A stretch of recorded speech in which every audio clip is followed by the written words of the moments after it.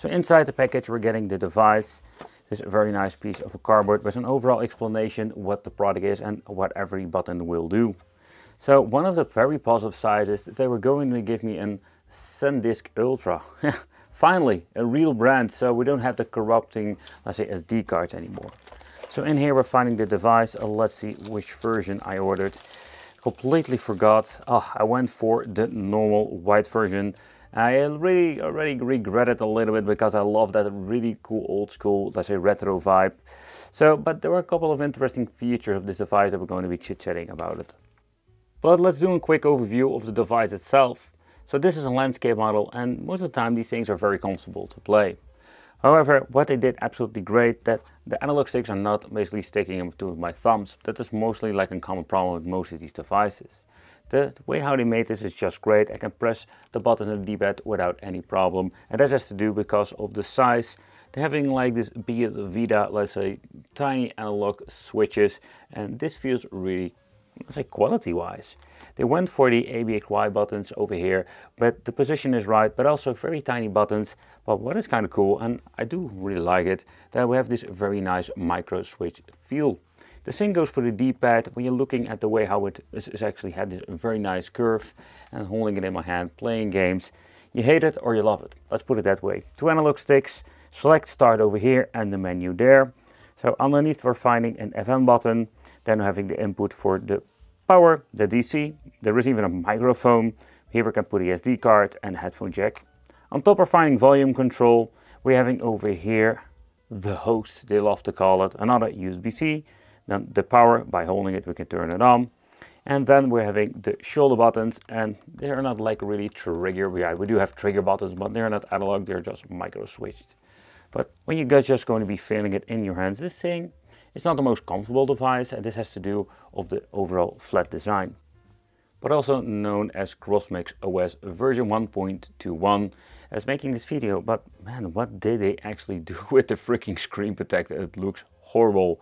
By the way, I also noticed that there is a vibrating motor inside of this thing. I do wonder how it is when it comes to, let's say, the overall game support and the emulator and the rumble function.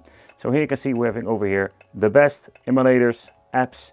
We're having NetPlay already in the front end, volume display, Wi-Fi, hotspots, key mapping, system, themes and Bluetooth can be activated. Language, NetPlay for refresh the ROMs, factory reset, always be very careful with that option. Hardware test, calibrating the joystick. So there's one of the things that we can do to showcase how the joystick work. Okay, so you can see over here the edges. It's kind of weird, something doing ring, very strangely you can see over there. Okay, let's go with both joysticks. A little bit weird thing going on the left one, or no, this is just like it's supposed to be. But so far, so good. So that's kind of cool. And here having the option for the left and right joystick, so we can actually configure those. But in the next test I wanted to see how does it actually work by actually finding. So the D-pad that I mentioned before is that it's going to be a D-pad with a micro switch underneath. And I can tell you that I start loving these things. Simple reason, because it's super responsive and really I have no problem whatsoever actually playing. You need to get used to it, but we have seen it before. I think it was the PS Vita that had a similar, let's say, technology underneath. But let's move on into some more demanding stuff like Dead Alive. I did notice some struggles here and there. However, it's still playable. The analog stick can also be used if you want to. Didn't test it with the Street Fighter game, but personally I don't really use that. Well, I like this overall as a design. So we have some weird filter with some of the emulators, more like I can see the scanline filter going on. I don't know if the camera picks it up. Personally don't find it really annoying. But with the extra bezel on the side, we do have the right aspect ratio, and it looks absolutely beautiful on this.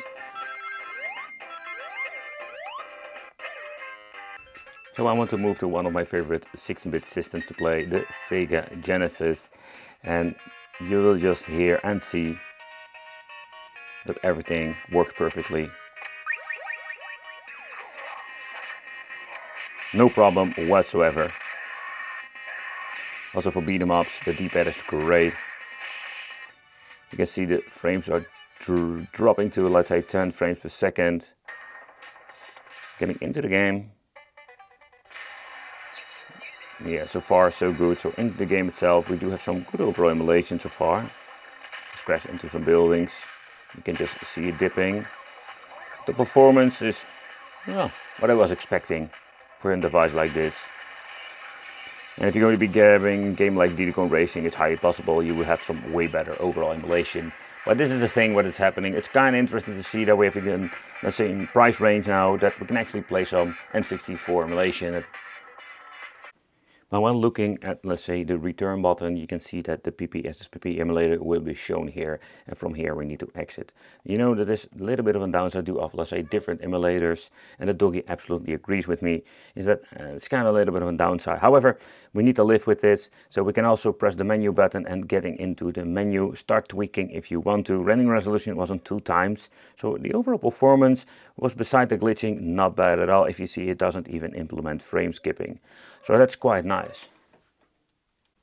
But let's get into the game itself. And I did notice when playing the game sometimes it started to glitch out.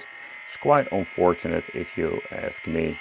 However, we do run a 30 FPS when it comes to, let's say, the game itself.